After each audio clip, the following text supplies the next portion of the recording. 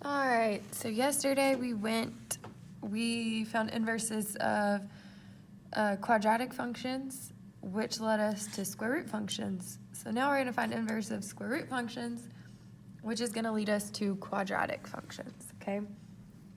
Quadratic function just means your largest exponent on your x is a 2, okay? So we're going to end up with an x squared. Steps stay exactly the same. So we're going to start by replacing f of x with y. Okay, and then we're going to swap the x and the y. Okay, now my whole right side is just under a square root. Okay, so what I'm going to do is I'm going to square it,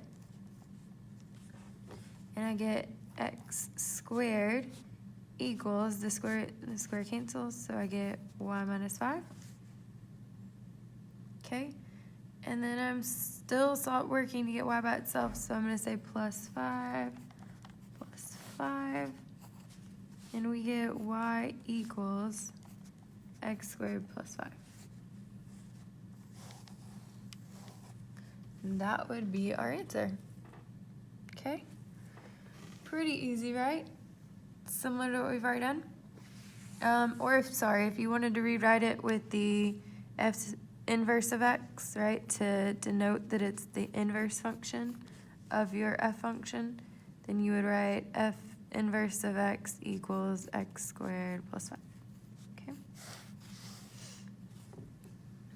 And then next one, what is the inverse? Follow the same steps. So we have y equals negative square root of x minus 2. Swapping our x and our y. Okay?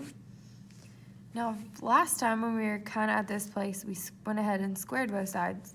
But notice you still have a negative out front. You want to get rid of that negative first. You want it to be a positive square root, okay? So I'm just going to divide by -1 because that's going to make my negatives cancel. So now I have a positive square root of y minus 2, and x divided by -1 is negative x, okay?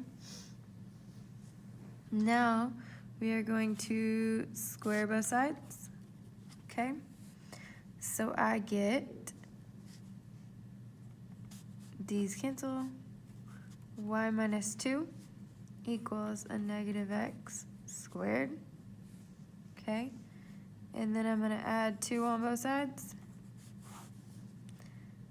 and I get negative x squared plus 2 equals y. Okay, and then if you have a negative x squared, that means a negative x times a negative x. That gives you a positive x squared, because negative times a negative would make a positive. So we have x squared plus 2 equals y, or equals the inverse of x. Okay.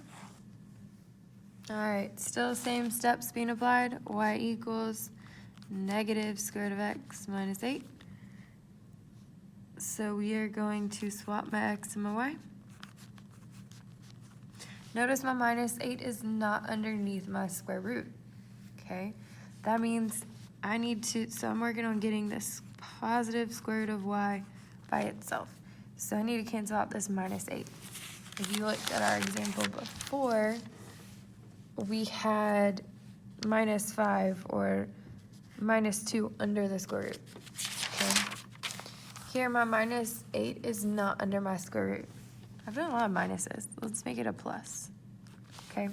So my plus 8 is outside of my square root, right? So what I'm going to do is I need to cancel out plus 8 by doing minus 8 on both sides. I just changed it to plus just because I'd done a lot of minuses already, so I'm going to make it, I'm rewriting this equation, I guess, to be negative square root of x plus 8. Okay, so since this was plus 8, I would do the opposite and subtract 8 on both sides. So I have x minus 8 equals a negative square root of y. And once again, I need to get rid of that negative. So I'm going to divide both sides by a -1. Okay, so that makes this a negative x, and that makes that a plus 8. Okay, because x divided by -1 gives you negative x, and -8 divided by -1 makes a positive 8. Okay, now I have a positive square root. So I'm going to square both sides, and I get negative x plus 8 squared equals y. So we could rewrite that as inverse of x equals negative x plus 8 squared. And the last one, we have y equals the square root of x plus 1 plus 5, swapping our x and our y. Okay, we're trying to get this square root positive by itself. So I'm going to cancel out plus 5 by doing minus 5. So I have x minus 5 equals square root of y plus 1.